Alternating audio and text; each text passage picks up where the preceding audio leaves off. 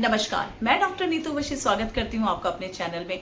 और आज हम दक्षिण दिशा को देखेंगे एस्ट्रोलॉजी, न्यूमरोलॉजी और वास्तु के संदर्भ में कि ऐसा क्या है जो दक्षिण दिशा के बारे में इतना ज्यादा भ्रम फैला हुआ है, और उन सभी मिथ को दूर करने का प्रयास करेंगे।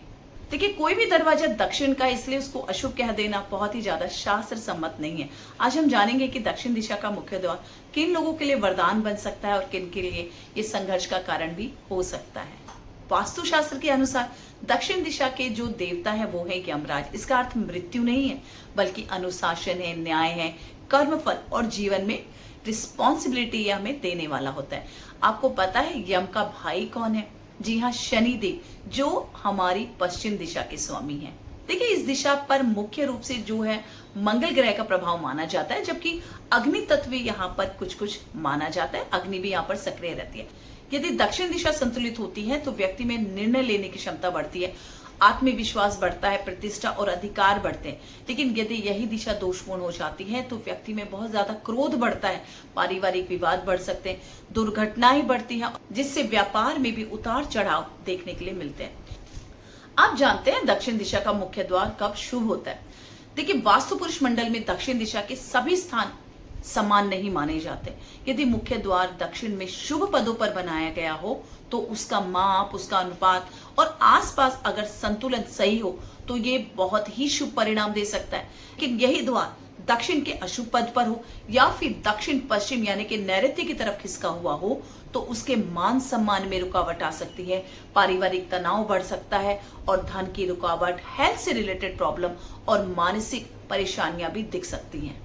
वहीं इस दिशा को अगर आपकी जन्म पत्रिका के साथ जोड़कर देखा जाए तो अगर आपकी जन्म पत्रिका में मंगल शुभ स्थिति में हो, जैसा कि मेष या वृश्चिक राशि के जातकों के लिए मंगल मजबूत है, अथवा दशम भाव, लग्न या योग कारक रूप में मंगल शुभ फल दे रहा हो तो दक्षिण मुखी प्रवेश द्वार आपके लिए बहुत ही अच्छा उन्नति का माध्यम बन सकता है। केवल राशि देखकर निर्णय लेना बहुत सही नहीं होगा, बल्कि उसका विश्लेषण भी बहुत आवश्यक है।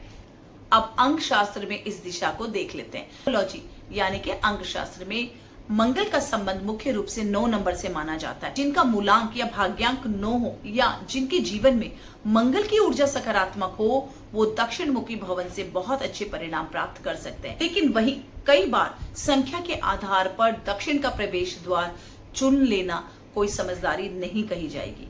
इसीलिए जब भी आप दक्षिण का प्रवेश द्वार चुने तो उसका वास्तु अपनी जन्म पत्रिका के हिसाब से और अपने नंबर के हिसाब से जरूर आप उसका विश्लेषण कर लें। अब बात करते हैं कौन कौन से व्यापार, कौन कौन से व्यवसाय इस दिशा में किए जा सकते हैं या किस प्रकार के लोग दक्षिण दिशा में किए जाने व्यापार से लाभ प्राप्त कर सकते हैं। कंस्ट्रक्शन के बिजनेस में, रियल एस्टेट में है, मशीनरी का बिजनेस करते हैं, ऑटोमोबाइल्स का बिजनेस करते हैं, या steel engineering, factory, electric item से जुड़े हुए लोग हैं, या किसी भी तरह के खेल, फिटनेस या फिर मेडिकल उपकरण, मेडिकल स्टोर अगर आपका है तो इस तरह के व्यापार आप अगर इस दिशा में करते हैं या व्यापार कर रहे हैं तो दक्षिण मुखी प्रवेश द्वार आपको बहुत ही अच्छे रिजल्ट देते हैं। लेकिन साथ ही ऐसे लोगों को कभी भी दक्षिण का प्रवेश द्वार नहीं लेना चाहिए जो अध्यात्म के बिजनेस से जुड़े हुए हैं, जो टीचर हैं, काउंसलिंग के बिजनेस से जुड़े हुए हैं। साथ ही ऐसे लोग जो जल तत्व के व्यवसाय से जुड़े हुए हैं, उन लोगों को कभी भी दक्षिण मुखी प्रवेश द्वार नहीं लेना चाहिए। देखिए, दक्षिण का प्रवेश द्वार लेते हुए हमेशा सावधानी बरतें कि दक्षिण आपका बहुत ज्यादा खुला हुआ नहीं होना चाहिए, और वहीं ईशान दिशा यानी कि उत्तर और पूर्व का स्थान आपका बहुत ज्यादा भारी नहीं होना चाहिए। दोनों का संतुलन होना अत्यंत आवश्यक है, नहीं तो ये आपके जीवन में आने वाले अवसर और आर्थिक प्रवाह को प्रभावित कर सकते हैं। देखिए, दक्षिण इन बातों का भी आपको ध्यान रखना है कि आपकी जो दक्षिण दिशा है वो बहुत नीची नहीं होनी चाहिए, कटी हुई हो या बहुत ज्यादा गड्ढा वहां पर हो। तो मुख्य रूप से जो द्वार है, जो अशुभ पद के द्वार है, वहां पर आपको अपना प्रवेश द्वार नहीं लेना है। टूटा फूटा प्रवेश द्वार हो या फिर ये नैऋत्य कोण आपका कमजोर होता है तो कई बार व्यक्ति को अपने जीवन में बहुत सारे संघर्ष करने पड़ते हैं, कोई दुर्घटना वहां हो सकती है, कोर्ट कचहरी के मामलों में भी आप फंस सकते हैं। वहीं आपके शत्रुओं में भी वृद्धि देखी जाती है, साथ ही आपके आत्मविश्वास में भी कमी हो जाती है। नौकरी में आपकी अस्थिरता रहती है और परिवार में भी तनाव जैसी परिस्थितियों का आपको सामना करना पड़ सकता है। देखिए, इस दिशा में बहुत ज्यादा प्रकाश, स्वच्छता और संतुलन बनाना बहुत जरूरी हो जाता है।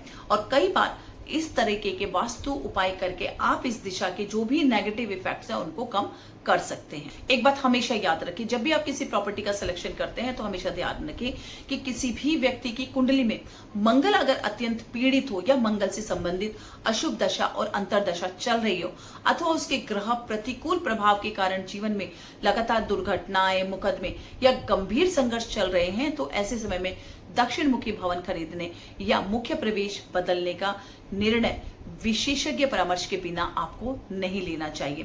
देखिए, वास्तु के साथ साथ ग्रहों का जो भी उनकी दशा है, जो उनके गोचर है, वो भी उनके निर्णय को प्रभावित कर सकते हैं। इसलिए जब भी आप कोई प्रॉपर्टी ले तो ये सब आपको देखना ही चाहिए। व्यक्तिगत ज्योतिष स्थिति के अनुसार ही आप अपना निर्णय लें। कि केवल दिशा देखकर निर्णय लिया जाए तो ये दिशा संघर्ष का कारण भी बन सकती है। इसलिए किसी भी घर या जो भी आप कार्यालय लेते हैं उसका जब आप चयन करते हैं तो मुख्य प्रवेश द्वार से नहीं बल्कि संपूर्ण वास्तु, ग्रहों की स्थिति और व्यक्ति के जन्म ऊर्जा को ध्यान में रखकर ही आपको निर्णय लेना चाहिए। आपको भी दक्षिण मुखी घर, ऑफिस, प्लॉट के बारे में कोई भी भ्रम है तो कमेंट बॉक्स में हमें अपनी राशि, जन्म तिथि और मकान का नंबर और मुख उसकी फेसिंग लिखकर भेजिए। कोशिश करेंगे कि हम आपकी सहायता कर सकें। अगर आप मेरे चैनल से नए जुड़े हैं तो चैनल को सब्सक्राइब करें, लाइक और शेयर करना बिल्कुल भी ना भूलें, क्योंकि ये जानकारी बहुत ही ज्यादा इंपॉर्टेंट है। शायद ये किसी से शेयर करके आप उसका भला कर सकें। जय श्री कृष्ण।